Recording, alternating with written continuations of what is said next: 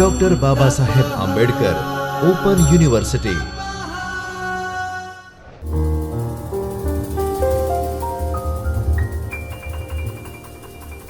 नमस्कार विद्यार्थी मित्रों, doctor Baba Saheb Ambedkar open university Ahmedabad के इस चैतन्य स्टूडियो से मैं डॉक्टर राखी जैन, असिस्टेंट प्रोफेसर संस्कृत विभाग, आप सभी विद्यार्थी मित्रों का हार्दिक स्वागत करती हूँ। विद्यार्थी मित्रों, आज हम बीए तृतीय वर्ष संस्कृत के पेपर नंबर SKTM 306 व्याकरण, भाषा विज्ञान एवं अर्थशास्त्र का विभाग 4 अर्थशास्त्र इसकी इकाई 1 कौटिल्य अने अर्थशास्त्र इसके विषय में हम अध्ययन करने वाले हैं। विद्यार्थी मित्रों, इससे पहले हमने जो कौटिल्य का अर्थशास्त्र है उसका सामान्य परिचय के विषय में हमने पढ़ा था। इसी के साथ अर्थशास्त्र में कितने अधिकरण हैं, कितने प्रकरण हैं, अध्याय कितने हैं और कारिकाएं या श्लोक कितने हैं, इसके विषय में हमने अध्ययन किया था। अर्थशास्त्र के कुल 15 अधिकरणों का हमने सामान्य परिचय देखा था। इसके बाद आज हम अर्थशास्त्र की जो परंपरा है, यानी अर्थशास्त्र के जो प्रमुख आचार्य हैं, जो आचार्य चाणक्य है, उनसे पहले जो आचार्य हुए हैं, जिन आचार्यों का उल्लेख आचार्य चाणक्य ने अपने अर्थशास्त्र नामक ग्रंथ में किया है, या जिन आचार्यों के सिद्धांतों का कौटिल्य ने अपने ग्रंथ में प्रतिपादन किया है, या जिन जिन आचार्यों के नामों का उल्लेख कौटिल्य ने अपने अर्थशास्त्र रूपी ग्रंथ में किया है, उनके विषय में आज हम अध्ययन करने वाले हैं। तो अर्थशास्त्र की परंपरा बहुत प्राचीन काल से चली आई है, अर्थात अर्थशास्त्र के जो सिद्धांत है वो उससे पहले भी जो आचार्य हुए हैं उन्होंने भी अपने ग्रंथों में अर्थशास्त्र के सिद्धांतों का प्रतिपादन किया है, जिनको कौटिल्य ने अपने ग्रंथ में उसी रूप में लिया है। आचार्य चाणक्य ने पूर्वाचार्यों का, यानी अपने से पहले के जो आचार्य हैं उनके नामों का उल्लेख करते हुए उनके मतों का भी उल्लेख किया है। वे आचार्यों के नाम और उनके मत जो हैं वो इस प्रकार है। उनमें उस परंपरा में सबसे पहला नाम आता है आचार्य उशनश का, जिनको हम शुक्राचार्य भी कहते हैं, अर्थात उशनश का अपर नाम है शुक्राचार्य। राक्षसों के गुरु के रूप में इनका उल्लेख मिलता है। जो आचार्य उशनश है उनका उल्लेख राक्षसों के गुरु के, दैत्यों के गुरु के रूप में इनका उल्लेख मिलता है, और इनके द्वारा प्रतिपादित अर्थशास्त्र के सिद्धांत पुराणों में देखने को मिलते हैं। अर्थात जो आचार्य शुक्राचार्य हैं उन्होंने जो सिद्धांत दिए थे, अर्थशास्त्र संबंधी सिद्धांत दिए थे, वो पुराणों में भी देखने को मिलते हैं। जो अष्टादश पुराण है, 18 पुराण हैं, उनमें भी इनके सिद्धांतों का प्रतिपादन किया गया है। उष्णस से जो शब्द बनता है औष्णश, औष्णश का अर्थ है उष्णश और उनके शिष्य, यानी उष्णश या शुक्राचार्य और उनके शिष्यों को क्या कहा जाता है? औष्णश कहा जाता है। औष्णश जो पद है वो उष्णश से ही बना है। उष्णश में अण प्रत्यय करके औष्णश शब्द बना है। शुक्राचार्य ने अपने ग्रंथ शुक्र नीति में अर्थ व नीति को प्रधानता दी है। जो शुक्राचार्य हैं, जो उशनश आचार्य हैं, उन्होंने अपने ग्रंथ जिसका नाम है शुक्र नीति, उसमें उन्होंने अर्थ को, यानी धन को और नीति को प्रधानता दी है। धन संग्रह, राजस्व साधन, खर्च की गणना, शासन व्यवस्था, जन कल्याण इत्यादि विषयों का विवरण इस ग्रंथ में देखने को मिलता है। अर्थात जो आचार्य कौटिल्य से पहले आचार्य थे, उशनश आचार्य, उन्होंने भी अपने ग्रंथ जो शुक्र नीति है उसमें अर्थशास्त्र से संबंधित विभिन्न सिद्धांतों का प्रतिपादन पहले ही कर दिया था। उन सिद्धांतों में प्रमुख है धन संग्रह, राजस्व साधन, खर्च की गणना करना, शासन व्यवस्था, जन कल्याण, लोक कल्याण इत्यादि अनेक विषयों का प्रतिपादन इन आचार्य ने अपने ग्रंथ में कर दिया था। दूसरे आचार्य हैं बृहस्पति। आचार्य चाणक्य ने अपने अर्थशास्त्र ग्रंथ की प्रारंभ में ही शुक्राचार्य एवं बृहस्पति को नमस्कार किया है। जो प्रारंभिक कारिका आती है वो शुरू होती है नमः शुक्र बृहस्पतिभ्याम। इसमें कहा है कि शुक्र और बृहस्पति इन दोनों गुरुओं को क्या नमस्कार किया गया है। आचार्य चाणक्य ने अपना जो अर्थशास्त्र रूपी ग्रंथ है उसके मंगलाचरण में ही शुक्र और बृहस्पति इन दो आचार्यों को नमस्कार किया है। तो इसीलिए जो आचार्य बृहस्पति है वो कौटिल्य के या चाणक्य के पहले के आचार्य माने जाते हैं। डॉक्टर थॉमस ने बारहस्पत्य अर्थशास्त्र नामक ग्रंथ प्रकाशित किया है। इसका कोई सहायक प्रमाण नहीं है कि यह ग्रंथ बृहस्पति द्वारा रचित है। डॉक्टर थॉमस विद्वान जो हैं उन्होंने एक ग्रंथ प्रकाशित किया है जिसका नाम है बृहस्पति अर्थशास्त्र, यानी बृहस्पति के द्वारा लिखा गया अर्थशास्त्र। अब इस ग्रंथ का नाम तो बृहस्पति अर्थशास्त्र है, लेकिन इसके संबंध में कोई निश्चित प्रमाण उपलब्ध नहीं है कि इस ग्रंथ की रचना बृहस्पति ने ही की है।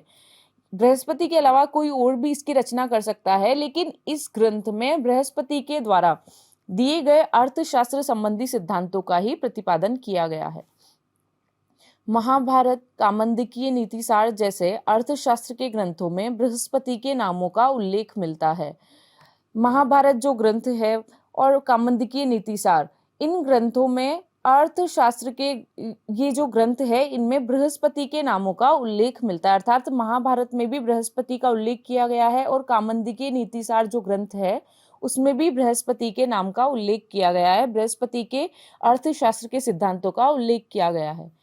वेद पुराणों में बृहस्पति को देवताओं का गुरु बताया गया है। अर्थात वेदों और पुराणों में क्या कहा गया है कि बृहस्पति देवताओं के गुरु हैं, देवों के गुरु हैं, और इन्हें राजनीति का जो प्रसिद्ध प्रवर्तक माना जाता है, यानी राजनीति संबंधी जो सिद्धांत है उनका प्रतिपादन करने में इनकी निपुणता प्रतिपादित की गई है। तो ये दूसरे गुरु हैं आचार्य बृहस्पति। तीसरे हैं आचार्य वैशालाक्ष। जो अर्थशास्त्र की परंपरा आती है उसमें तीसरे प्रमुख आचार्य हैं वैशालाक्ष। इनका उल्लेख जो है वो महाभारत के शांति पर्व में मिलता है। महाभारत के जो 18 पर्व है उसमें जो शांति पर्व है, इस शांति पर्व में आचार्य वैशालाक्ष का प्रतिपादन किया गया है।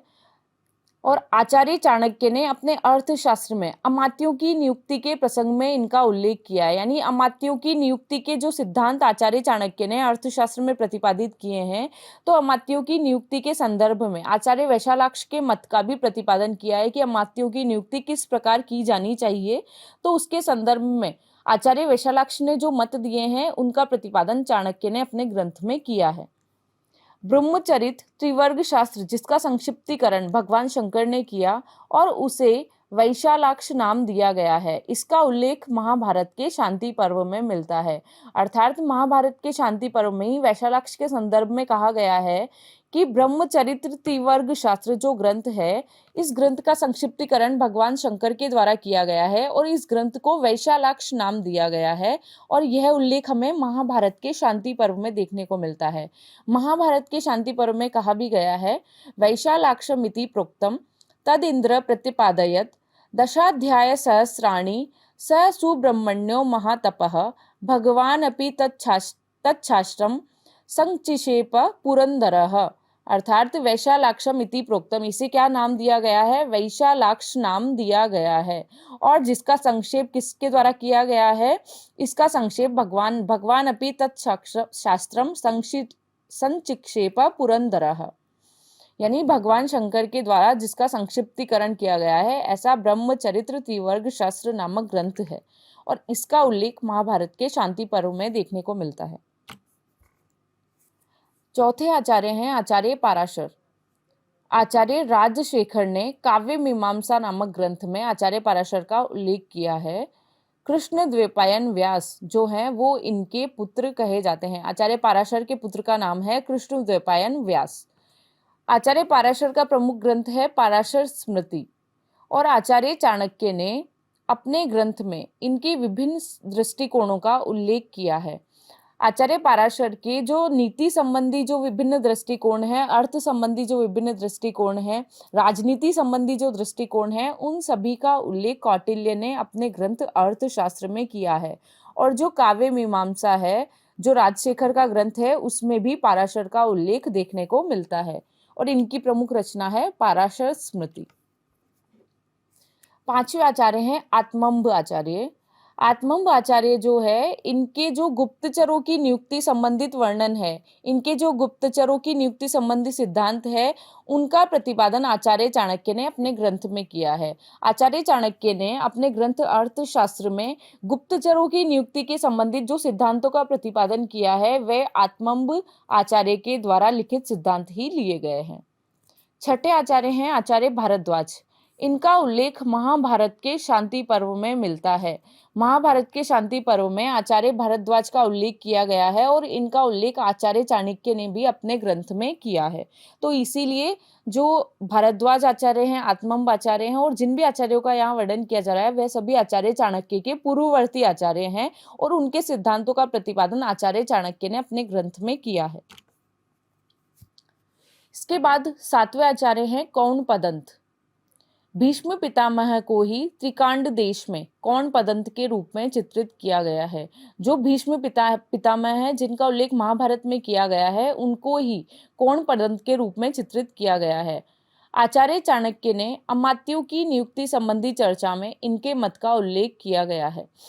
अर्थात आचार्य चाणक्य ने अपने ग्रंथ अर्थशास्त्र में जो अमात्यों की नियुक्ति से संबंधित जो सिद्धांत दिए हैं, जिन मतों का प्रतिपादन किया है, वे सभी मत आचार्य कौन पदंत के मत ही हैं। आचार्य कौन पदंत के जो मत है अमात्यों की नियुक्ति संबंधी उनका प्रतिपादन आचार्य चाणक्य ने अपने ग्रंथ में किया है।